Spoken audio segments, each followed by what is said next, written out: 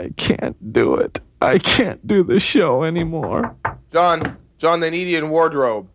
Oh, God, I can't take the pressure anymore. Ross, I just don't have it anymore. Anymore? John, remember what I told you the day you took over Almost Live? Well, I remember that you said you were going to call me, that maybe you'd have a job for me down there. I mean the other things that I told you, John. I told you have to strive to be the best. Oh, yeah. I said you've got to go the extra mile. Yeah. You have to dare to be great, John. Yeah, that's right. And, most importantly, you've got to keep making fun of those yahoos in Ballard. Yeah! You know what to do, John.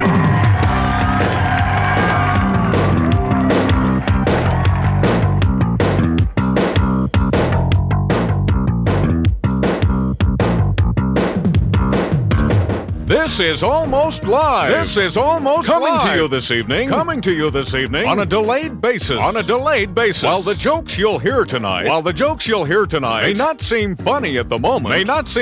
Tomorrow sometime. You'll be roaring with laughter. And now. Here he is.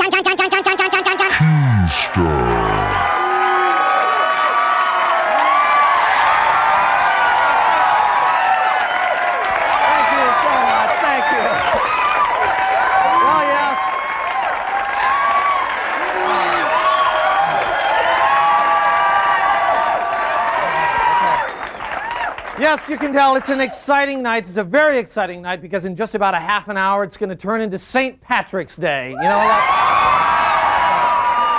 you can see a lot of people here like to get wild and party. A lot of you guys, like to do that. I got to tell you, I don't particularly like to go out on St. Patrick's Day because, frankly, I just don't like to be around all of that amateur drinking. I mean, I just, really irritates me. You know, the bar is all crowded with these amateurs trying to get green beer. You know that? I hate drinking green beer. I really hate that. And I really hate it the next morning. I mean, I really do. Sure, the next day there's always lots of frantic calls to the doctor until people realize, wait a minute, it was just the green beer. Okay. But you know, they say that on St. Patrick's Day, everybody is Irish, and I'm happy to promote the celebration of any ethnic heritage, whether it's dancing or costumes or, in the case of the Irish, apparently getting snot hanging drunk. You know, I don't know. It's a wonderful culture. Getting very concerned for our welfare. You may have seen the new high-tech signs on I-5 that they flash messages like accident ahead, delays. And the other day, I know a lot of you must have seen that. There was a sign on I-5 it was flashing explore alternatives. Did people see it? Yeah, right? No, I'm not sure. It said that, explore alternatives. Well, I don't know what they were getting at, but I did notice the sign. You've probably seen these signs. Like, in Tacoma, sniper ahead, expect delays. You might have seen that one. In Anacortes, yes, you missed the ferry. There's that one is up there. In Renton, oh, thank you, there's the sign. S-curves ahead, prepare to slam on brakes and get rear-ended. That's in Renton. In Monroe, last bowling supplies until Wenatchee. In that one. In Hanford, feel free to litter. Feel free, that's no problem. And finally, in Ballard, slower drivers, please yield to the not quite as slow drivers. Just a few things you might see on the freeways in Washington. Please don't burn fuel needlessly because finances are tight these days and you've got to be smart about your money and your job. As a matter of fact, we've got a story right now about a group of very proud people dealing with the recession. Let me just conclude by saying that we feel this change is a positive one, both for the company and for the community. Sir, can you comment on the allegation that this is... Thank you all very much. Pack of reporters, I have an announcement to make. I'll try to make it brief. We have had to make some financial adjustments, some cutbacks. We're restructuring, and we find we no longer need a pack of reporters. Sir! Swanigan. Are you saying that we're fired? That would be the word I would use, yes, fired. Mm-hmm. Fired. You're fired! Get it? F-I-R-E-D! Fired! Beat it! Go on! Another job! Another job! Another job! Another job!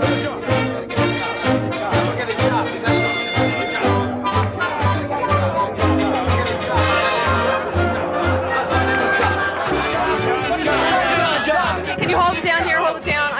We already have a pack of reporters, and that's the only statement I'm going to make at this time. Thank you. What? No, wait, no.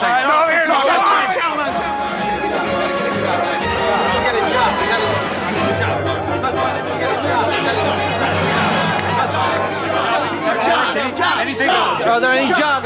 Guys, settle down. Look, I'm sorry we don't need a pack of reporters. Maybe you could help with the pledge phones. No. Pledge phones.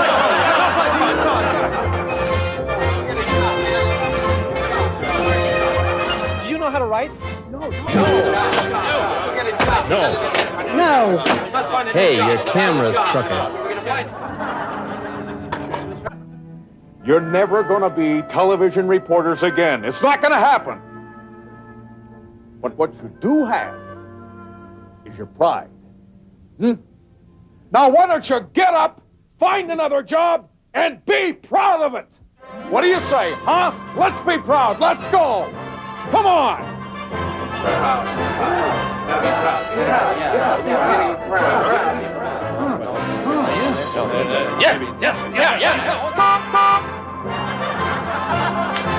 What's your order? Would you like one of those world famous milkshakes we have?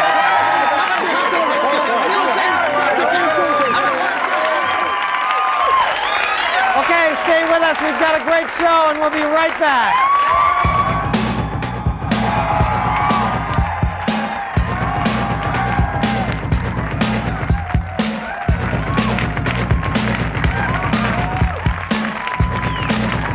Woman's Place. We'll show you a fabulous new facelift you can do at home. All it takes is 5 minutes, 2 clothespins, and super glue.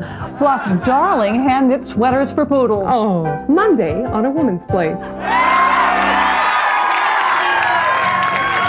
Hey kids, it's time once again for Uncle Fran's Musical Forest. Hi kids, I'm Uncle Fran. I'm a little ticked off, and sometimes I get mad, but I will always be your friend. Hi kids, and welcome to Uncle Fran's Musical Forest. Today we're going to talk about your dads and what big wussies they've become. Sing along if you know the words to this song. The modern day dad, he's caring and kind, but he doesn't have a spine. Why is that, kids? Uncle Fran's got a theory. Do you think it might be because women have systematically stripped men of all our dignity until we become nothing but eunuchs? You know that word, eunuch? If the former Mrs. Uncle Fran is watching, you don't need to look it up, do you?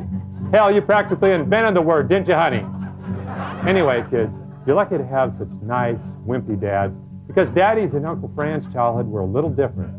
Here's my musical impression of a father in the 1950s and 60s. Nice show, understand? Yes. Yes. Now, kids, I like to sing you a song I wrote shortly after my divorce. I've got a new girlfriend who's not such a witch. But sometimes I have to yell at her. She gets real mad. But then we kiss and make up. And then she bakes me little cakes.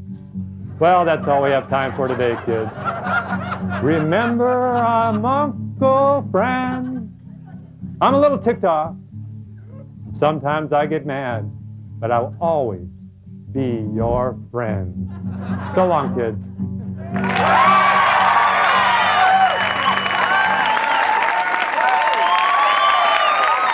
Well, it got to the point where I was eating 5 or 6 bags an hour. I realized I was addicted to Cheetos. Cheetos controlled my life.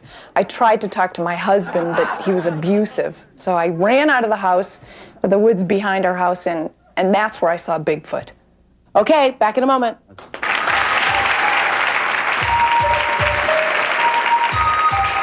That was Mrs. Elvira Daly, who's been on Oprah, Donahue, Geraldo, and local talk shows in 32 states.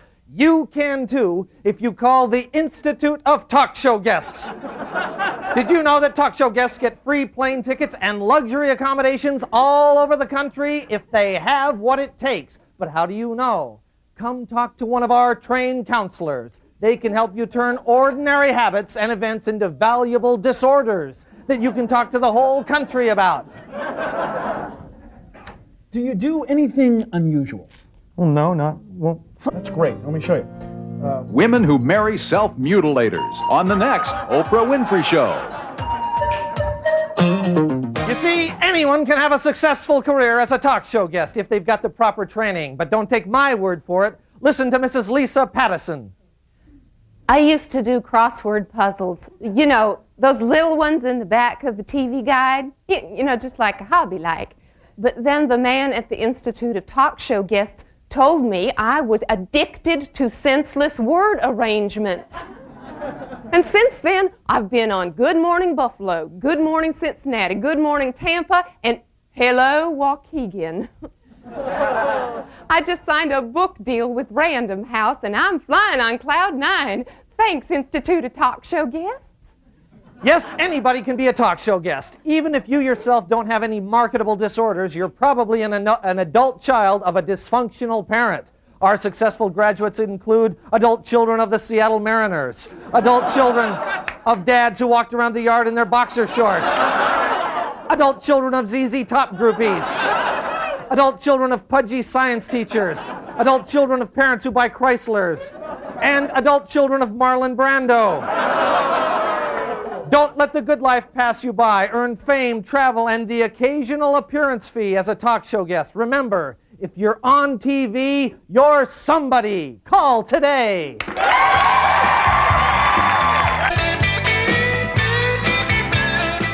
Studio amplification for Almost Live provided by American Music.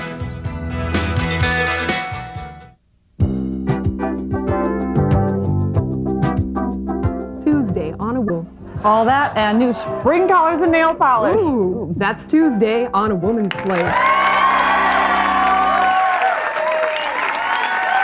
Down at the cooling tower. Hanford Bar and Grill. Yeah, you turn right at the glowing cow, left at the bubbling vat. It's right across from the reactor. You can't miss it. Better hurry, though. It's lunchtime. Yeah.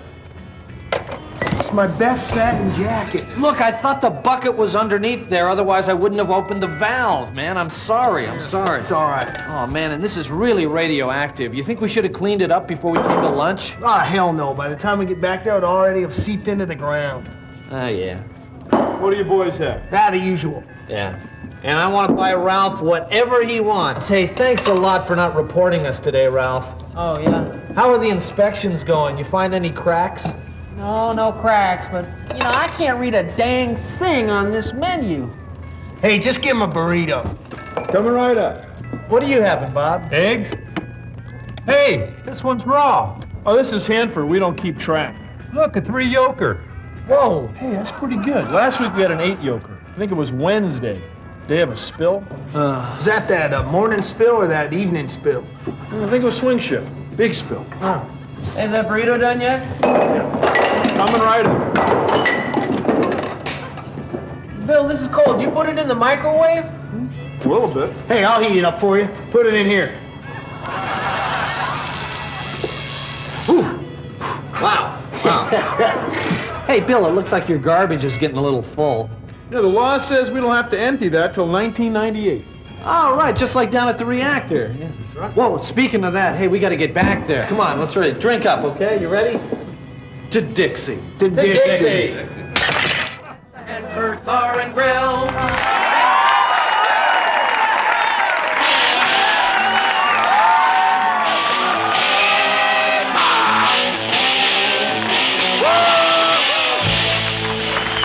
Good evening and welcome to the John Report. I'm John. Here's my report. Boxer Greg Haugen of Auburn has confirmed suspicions that he smokes marijuana. Officials began to suspect Haugen when he dashed out of the ring between rounds saying, "I'm just going to run down to 7-Eleven for some munchies." Como TV news anchors Kerry Brock and John Siegenthaler have been spotted holding hands and feeding each other food at local restaurants, prompting Como to consider changing its slogan from "We are you" to "We are nauseating." A group of people lined up early in the morning to interview for 100 jobs with the Washington State ferry system. Ferry officials sent them all home saying anyone who cares that much would make a terrible ferry worker. Curbside recycling will be extended to all homes in unincorporated areas of King County. Residents will be asked to separate their recyclables in 2 piles, Copenhagen and Old Milwaukee. The EPA has found that Hanford intentionally dumped 127 million gallons of waste in the 1940s and 50s. A current administrator at Hanford explained that in the old days, they didn't have the technology to dump it unintentionally like they do now. Inmates in prison at Shelton can eat Captain Crunch cereal, but they must return the magic spinner they find inside. Officials say this policy is designed to send a message to kids on just how tough it is on the inside. There's an auction tomorrow to raise money for the Hydroplane Hall of Fame. There's going to be truckloads of hydro memorabilia. Of course, most of the trucks are expected to break down in the first lap. Well, the new owners of King TV are here this week. They seem to like their new station and the Pacific Northwest. However, they did ask if it was just them or is Renton really a pit. UW men's basketball coach Lynn Nance has placed part of the blame for poor attendance at the games on the media. Nance says that despite his reprimands, they insisted on reporting the correct scores of the games. Mount Lake Terrace firefighters had to crawl over a mountain of beer cans to put out an apartment fire last week. Firefighters say that's not unusual in Mount Lake Terrace, but they were surprised that they weren't generic beer cans. Finally, a Portland city official just settled a sexual harassment suit for $20,000. He now lectures on how other men can avoid getting sued. The title of his lecture is, "Be Careful What You Say to Broads." This has been the John Report. Thank you, and good night.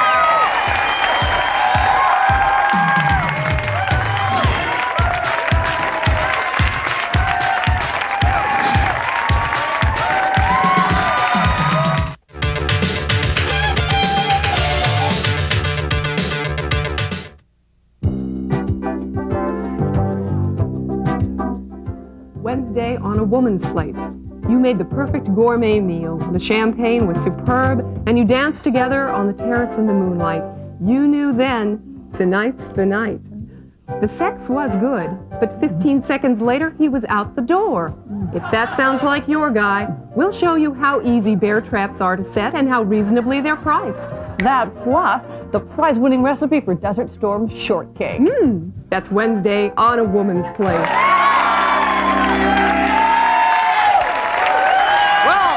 That's just about all the time we have this week. I just want to let you know that a very funny lady, Carol Montgomery, is playing at Giggles through tomorrow night. Also tomorrow night at the Improv. Pagliacci, featuring traditional and gourmet pizza by the slice. Pizzeria Pagliacci, rated Seattle's best pizza.